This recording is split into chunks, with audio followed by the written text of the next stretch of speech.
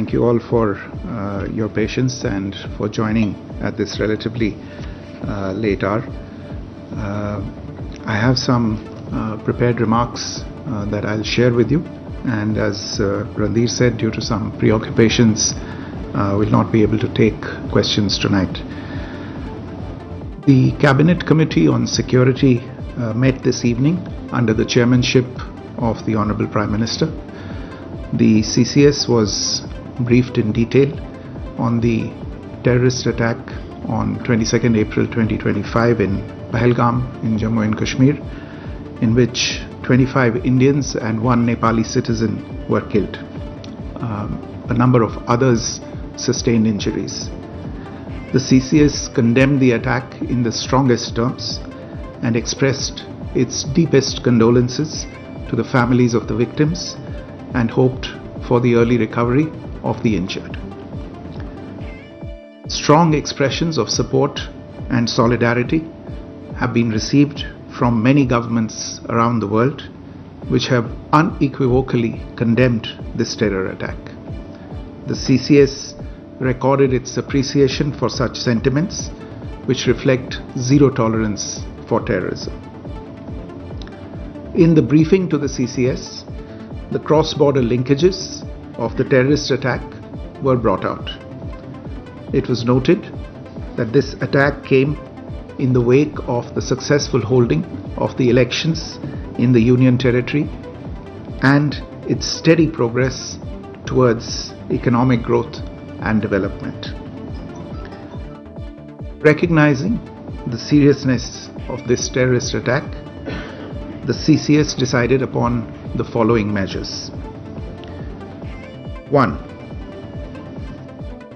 The Indus Waters Treaty of 1960 will be held in abeyance with immediate effect until Pakistan credibly and irrevocably abjures its support for cross-border terrorism.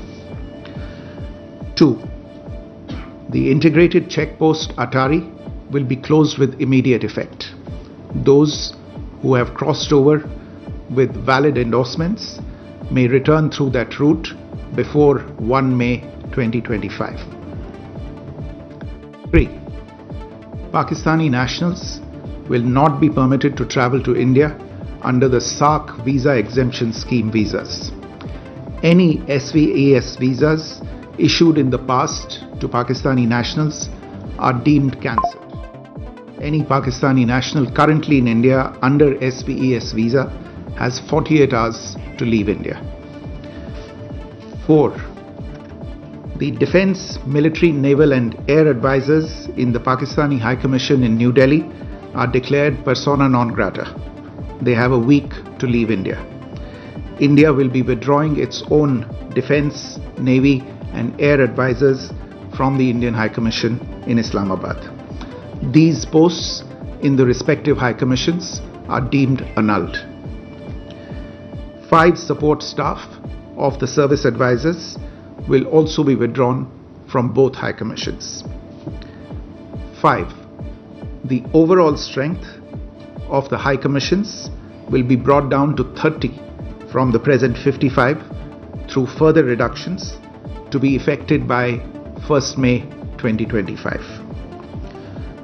The CCS reviewed the overall security situation and directed all forces to maintain high vigil. It resolved that the perpetrators of this attack will be brought to justice and their sponsors held to account.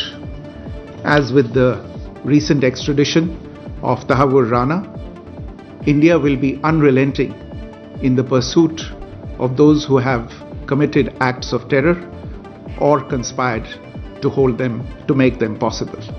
Thank you very much. April 22nd, 2025. By Saran Meadow, a picture of serenity in Kashmir turned into a scene of carnage. The Resistance Front, a terrorist group with ties to Lashkar-e-Taiba, claimed responsibility. 26 lives, mostly Indian, brutally cut short. The world condemned the act, but for India, it was a breaking point. Prime Minister Modi, cutting short his visit to Saudi Arabia, convened an emergency meeting of the Cabinet Committee on Security.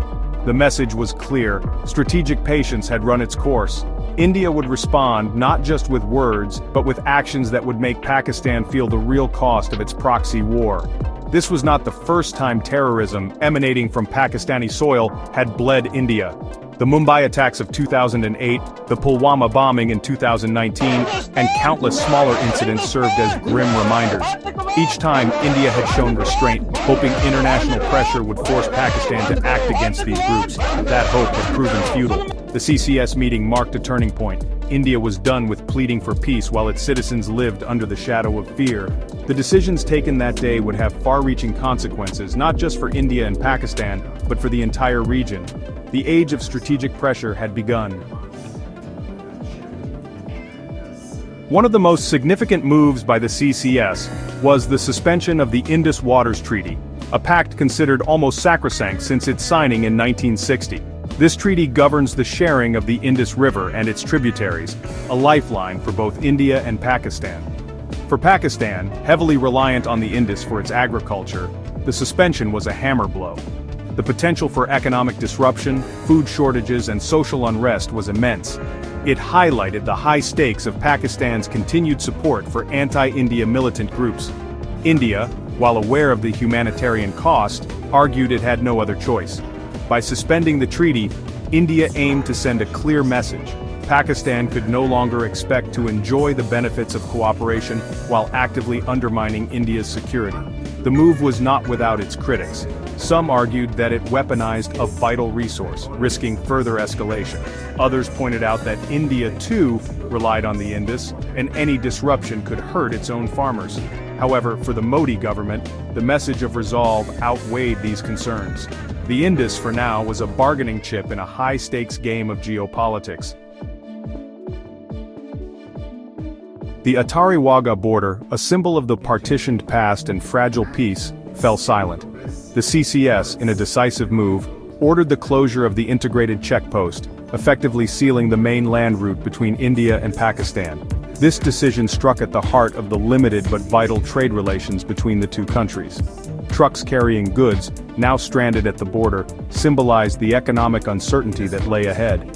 Sectors like textiles, agriculture, and pharmaceuticals, already grappling with global slowdowns, braced for further losses.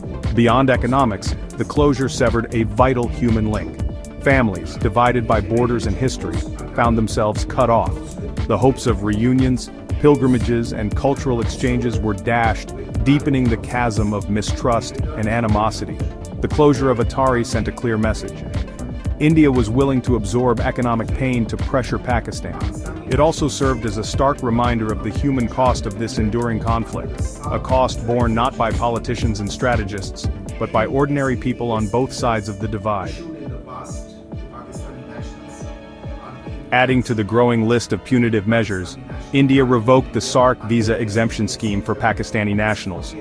This decision, largely symbolic given the already limited people-to-people contact, carried significant diplomatic weight. It signaled India's intent to isolate Pakistan within the South Asian Association for Regional Cooperation. The move was likely to trigger reciprocal actions, further diminishing diplomatic ties and raising tensions within the regional bloc. Moreover, India ordered a drastic downsizing of its diplomatic presence in Pakistan. The expulsion of defense attachés coupled with staff reductions at the Indian High Commission hampered communication channels, increasing the risks of miscalculation and escalation. These actions reflected a broader shift in India's diplomatic approach. Dialogue, once seen as the only path forward, was now conditional on Pakistan dismantling the infrastructure of terrorism. Until then, India seemed prepared to use all tools at its disposal, including diplomatic isolation, to pressure its neighbor. The world watched with bated breath. India, once a champion of dialogue and restraint, was charting a new, assertive course. The question remained, would Pakistan heed the warning and choose the path of peace, or would it double down, risking further isolation and instability? The answer, with far-reaching consequences, hung in the balance.